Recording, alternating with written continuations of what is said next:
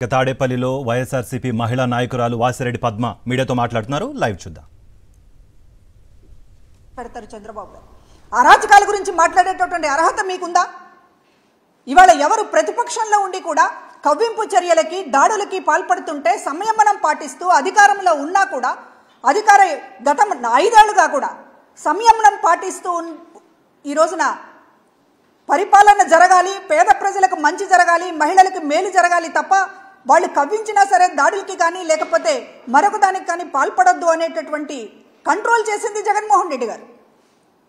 ఈ రోజున ఎన్నికల సమయంలో కూడా కనీసం ప్రజలేమనుకుంటారు, మహిళలు ఏమనుకుంటారు, దళితులు ఏమనుకుంటారు అనేటటువంటి ఒక సంకోచం కూడా లేకుండా మీరు దాడులకు పాల్పడుతున్నారంటే ఎలాగైనా సరే కొట్టైనా తిట్టైనా అవసరమైతే చంపైనా అధికారంలోకి రావాలి అనేటటువంటి స్టాండ్ తీసుకున్నారా చంద్రబాబు గారు అనే అనుమానం కలుగుతూ ఉంది. ఎందుకంటే అసలు నిన్న జరిగినటువంటి దాడి హోమ్ మినిస్టర్ ఇంటిపైన ఆవిడ ప్రచారంలో ఉన్నారు, ఎటువంటి కవ్వింపు చర్యలు లేవు, కనీసం ఎదురెదురు పడినటువంటి సంఘటన కూడా లేదు. ప్రచారంలో ఉన్నటువంటి కార్యకర్తల మీద దాడులు చేసుకుంటూ ఆఫీసులో లోపల ఇంట్లో హోమ్ మినిస్టర్ ఉంది, ఆవిడ్ని కొట్టాలి అనేటటువంటి దాంతో మీరు తలుపులు పాలగొట్టి కర్రలతోటి దాడి చేసేటటువంటి ప్రయత్నం చేశారంటే ఇదెంత దుర్మార్గమైనటువంటి విషయం. అంటే ఎలక్షన్ కమిషన్ని మేము ఏదైనా ప్రభావితం చేయగలం, ఇవాళ కేంద్రంతో బీజేపీతో మేము జతకట్టాం కాబట్టి మీరు ఏం చేసినా చెల్లుతుంది అనేటటువంటి ఒక పరిస్థితిలో మీరేమన్నా ఉన్నారా? ఇవాళ ఎన్నికల కమిషన్ మీద ఒత్తిడి తీసుకొస్తున్నారు. గతంలో ఎప్పుడూ లేనటువంటి విధంగా అమల్లో ఉన్నటువంటి పథకాలకి ఈసీ బ్రేకులు వేస్తూ ఉంది. కాబట్టి హోమ్ మినిస్టర్ పైన దాడులు చేసినా లేకపోతే మహిళల పైన దాడులు చేసినా కూడా ఎలక్షన్ కమిషన్ మమ్మల్ని ఏమీ అనదు, మమ్మల్ని కంట్రోల్ చేయదు అనేటటువంటి భరోసా ఏమైనా చంద్రబాబు గారికి లభించిందా? అందుకని ఇలాంటి దాడులకు తెగబడుతున్నారా అనేటటువంటిది ఈరోజు అర్థం చేసుకోవాల్సినటువంటి అవసరం ఉంది.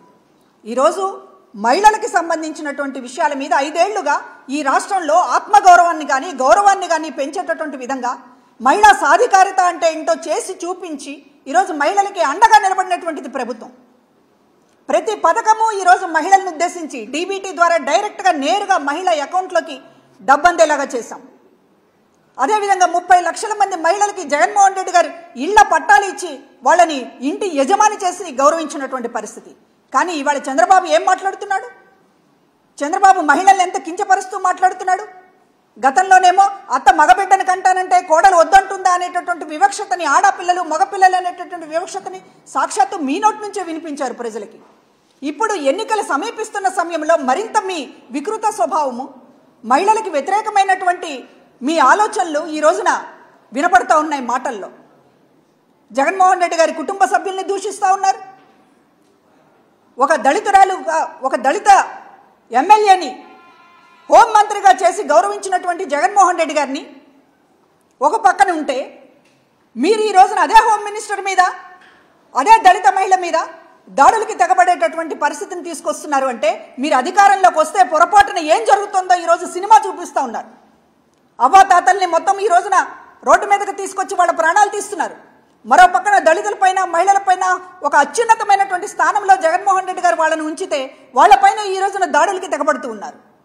అంటే మీరు ఎంత అరాచకాలకైనా దిగుతారు. గతంలోనూ చూసాం. మీరు ఈ రోజున ల్యాండ్ టైటిలింగ్ యాక్ట్ మీద మాట్లాడుతూ ఉన్నారు. భూ ఆక్రమణదారులకి కొమ్ము కాస్తూ ఈ రోజున మీరు అమరావతిలో అసైన్డ్ భూముల్ని ఏదైతే దళితులు, ఏదైతే పేదలు, ఏదైతే బడుగు బలహీన వర్గాలకు సంబంధించినటువంటి భూములన్నీ మీ బినామీలు లాక్కొని దానిపైన విచారణ ఒక పక్కన జరుగుతూ ఉంటే కఠినమైనటువంటి భూ ఆక్రమణకు సంబంధించినటువంటి చట్టాలేవి రాకుండా మోకాలు అడ్డడానికి ఈ రోజున విష ప్రచారం చేస్తూ ఉన్నారు. భూ ఆక్రమణదారులకి కొమ్ము కాస్తూ మాట్లాడుతున్నారు. అంటే మీరంటే ఒక అరాచకం. ఇవాళ ఆంధ్ర జాతి గురించి మీరు మాట్లాడుతూ ఉన్నారు. అసలు ఆంధ్ర జాతి అంటే ఒక వెన్నుపోటు అనేటటువంటి బ్రాండ్ తీసుకొచ్చింది చంద్రబాబు గారు కదా అని అడుగుతున్నాం. ఈ రోజున ఆయన హింస గురించి, ఆయన అరాచకాల గురించి, ఆయన ఆంధ్ర సంస్కృతి గురించి మాట్లాడితే దెయ్యాలు వేదాలు వల్లించినట్లుగా కనపడుతోంది. ఈ రోజున మహిళల పైన దాడులు తక్షణం ఆపాలని చెప్పి కోరుతూ ఉన్నాం. ఎలక్షన్ కమిషన్ సీరియస్గా తీసుకోవాలి ఇటువంటి సంఘటనల్ని. ఈరోజు ఎలక్షన్ కమిషన్ ఎటువంటి ఒత్తిళ్లకి గురి కాకుండా ఉండాలని చెప్పి మరి మీడియా పూర్వకంగా విజ్ఞప్తి చేస్తూ ఉన్నాం. మహిళలకి కూడా భరోసా ఇవ్వలేకపోతే ఒక అత్యున్నతమైనటువంటి స్థానంలో ఉన్నటువంటి మహిళా అభ్యర్థులకి కూడా ఈ రోజున రాష్ట్రంలో శాంతి భద్రతలు కల్పించలేకపోతే ఎలక్షన్ కమిషన్ ఎందుకుంటున్నట్లు? కనుక ఈ విషయాలపైన సమగ్రంగా విచారణ జరగాలి. చంద్రబాబు గారి పాత్రని ఈరోజు బయటకు తీసుకురావాలి.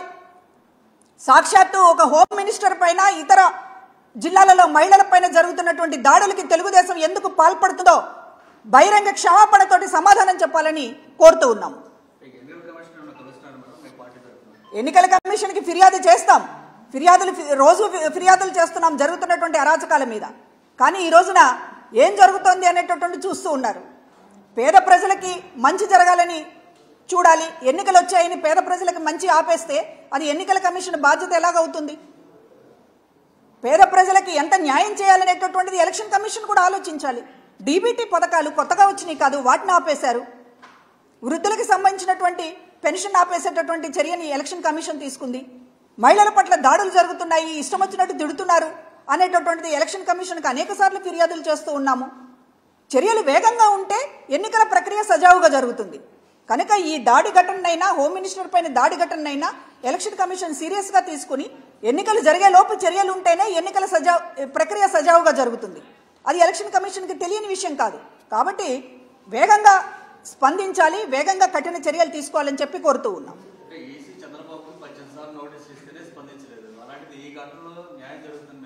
ఇప్పుడు ల్యాండ్ టైటిలింగ్ యాక్ట్ మీద మాట్లాడవద్దు అని ఈసీ నోటీస్ ఇచ్చినప్పటికీ కూడా నిరభ్యంతరంగా చంద్రబాబు మాట్లాడుతూ ఉన్నాడు.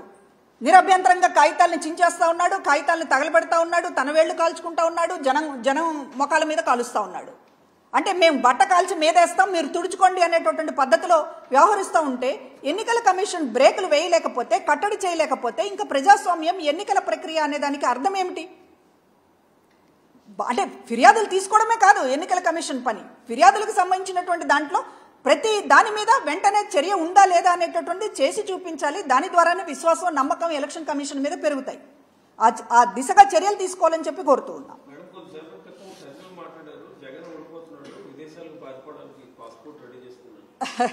ఇప్పుడు అందరి కళ అది. జగన్మోహన్ రెడ్డి గారు ఓడిపోవాలనేటటువంటిది పగటి కళ. అందరి కూటమి కానీ, లేకపోతే కూటమికి వెనక నుంచి మద్దతు ఇస్తున్నటువంటి, తెర వెనక మద్దతు ఇస్తున్నటువంటి షర్మిల కానీ వాళ్ళ కోరిక జగన్మోహన్ రెడ్డి గారు ఓడిపోవాలనేటటువంటిది. పగటి కళ్ళు కనొద్దు. ఈ రోజున ఎక్కడా లేనటువంటి విధంగా ఈ రాష్ట్రాన్ని అన్ని విషయాలలో మంచి వైపు, అన్ని విషయాలలో నూతన మార్గాల వైపు నడిపించినటువంటి జగన్మోహన్ రెడ్డి గారికి ఓటమి అనేటటువంటిది ఉండదు. మీరు ఏం చేశారని చెప్పి మీ వైపు ప్రజలు చూడాలి. అనవసరంగా గందరగోళం సృష్టించి మీరు గందరగోళంలో పడిపోయి జగన్మోహన్ రెడ్డి గారు ఓడిపోతున్నారనేటటువంటి పగటి కళ్ళు కనొద్దు. ఈరోజు ప్రజలు ఎవరి వైపు ఉన్నారనేటటువంటి దయచేసి ఇప్పటికైనా ప్రజల నాడి తెలుసుకోండి.